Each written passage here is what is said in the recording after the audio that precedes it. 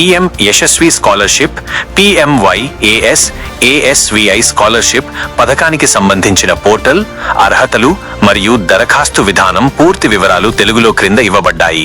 1. అధికారిక portal, official portal.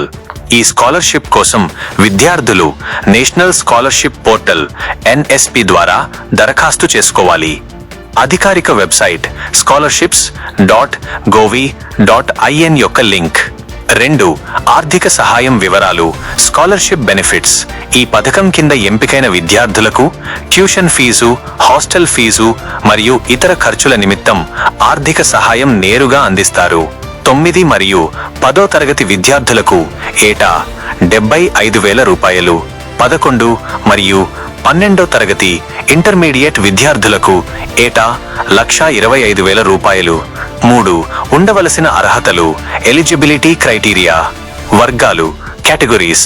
విద్యార్థులు OBC, ఇతర వెనుకబడిన తరగతులు, EBC, ఆర్థికంగా వెనుకబడిన తరగతులు, లేదా DNT, డినోటిఫైడ్ నామడిక్ ట్రైబ్స్ వర్గాలకు చెంది ఉండాలి. పాఠశాల ప్రభుత్వం లేదా సంబంధిత శాఖ గుర్తించిన నిర్దిష్టమైన టాప్ క్లాస్ స్కూల్స్ లో 9వ తరగతి నుంచి 12వ తరగతి వరకు చదువుతూ ఉండాలి. కుటుంబ ఆదాయం, విద్యార్థి తల్లిదండ్రుల వార్షిక ఆదాయం రూ. 2.5 లక్షలకు మించకూడదు.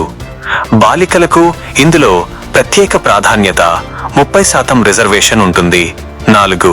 దరఖాస్తు విధానం, application procedure. Registration, new registration. ముందుగా నేషనల్ స్కాలర్షిప్ పోర్టల్ NSP అధికారిక వెబ్సైట్లోకి వెళ్ళాలి. హోమ్ పేజీలో కనిపించే న్యూ రిజిస్ట్రేషన్ ఆప్షన్ పై క్లిక్ చేసి మీ వివరాలు నమోదు చేసి రిజిస్టర్ చేసుకోవాలి. లాగిన్ అవ్వడం. రిజిస్ట్రేషన్ పూర్తయిన తర్వాత వచ్చే అప్లికేషన్ ఐడి మరియు పాస్వర్డ్తో పోర్టల్లోకి ఫ్రెష్ అప్లికేషన్ ద్వారా లాగిన్ అవ్వాలి. దరఖాస్తు పూరించడం, ఫిల్లింగ్ ఫామ్. పోర్టల్లో PM యశస్వి సెంట్రల్ సెక్టర్ స్కీమ్ను ఎంచుకోవాలి. అప్లికేషన్ ఫారంలో వ్యక్తిగత వివరాలు, చదువుతున్న పాఠశాల వివరాలు మరియు మార్కుల శాతాన్ని సరిగ్గా నమోదు చేయాలి. పత్రాల అప్లోడ్, డాక్యుమెంట్ అప్లోడింగ్.